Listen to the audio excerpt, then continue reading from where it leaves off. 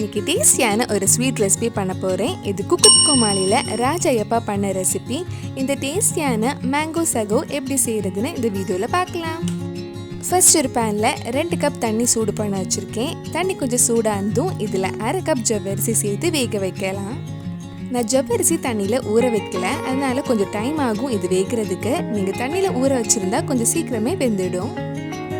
அடி பிடிக்காமல் இருக்கிறதுக்கு நடுவில் கொஞ்சம் கிண்டி விட்டுக்கோங்க.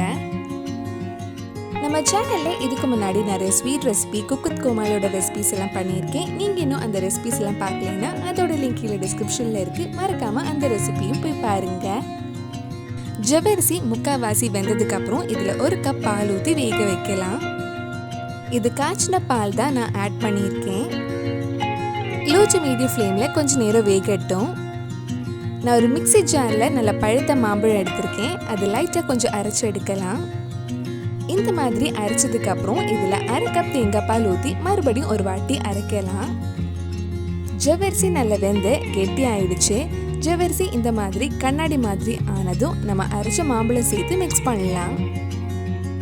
இதெல்லாம் சேர்த்து ஒரு வாட்டி நல்லா மிக்ஸ் பண்ணிட்டு டேஸ்ட் பார்த்துட்டு உங்களுக்கு எவ்வளோ இனிப்பு வேணுமோ அதுக்கு ஏற்ற மாதிரி நீங்கள் சுகர் ஆட் பண்ணிக்கலாம். சில மாம்பழம் ரொம்ப இனிப்பாக இருக்கும், சிலது அவ்வளவா இனிப்பாக இருக்காது. அதனால டேஸ்ட் பார்த்துட்டு நீங்கள் சுகர் ஆட் பண்ணிக்கோங்க.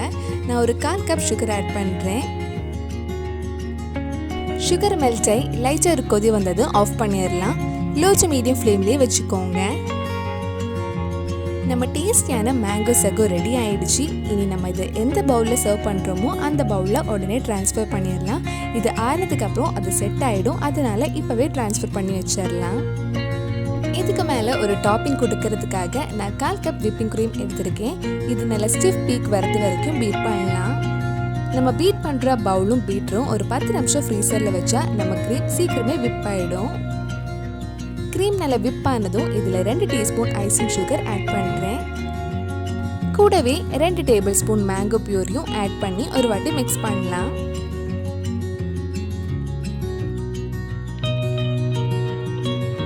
நம்ம மேங்கோ விப் க்ரீம் ரெடி ஆயிடுச்சு. இது நம்ம ரெடி பண்ண மேங்கோ சகோவில் ஒரு லேயர் வைக்கலாம். நம்ம ரெடி பண்ண மேங்கோ சகோ ஆறுனதுக்கு அப்புறம் இந்த க்ரீம் ஆட் பண்ணுங்க, இல்லைன்னா அந்த ஹீட்டில் இந்த க்ரீம் மெல்ட் ஆகிடும். அவ்வளவுதான். கொஞ்ச நேரம் ஃப்ரிட்ஜில் வச்சு நல்லா சில்லுன்னு சர்வ் பண்ணால் நம்ம டேஸ்டியான மேங்கோ சகோ ரெடி ஆகிடும். கண்டிப்பாக நீங்களும் இந்த ரெசிபி உங்கள் வீட்டில் செஞ்சு பாருங்கள். பிடிச்சிருந்தா இந்த வீடியோவை லைக் பண்ணுங்கள், உங்கள் ஃப்ரெண்ட்ஸ் அண்ட் ஃபேமிலிக்கு ஷேர் பண்ணுங்கள்.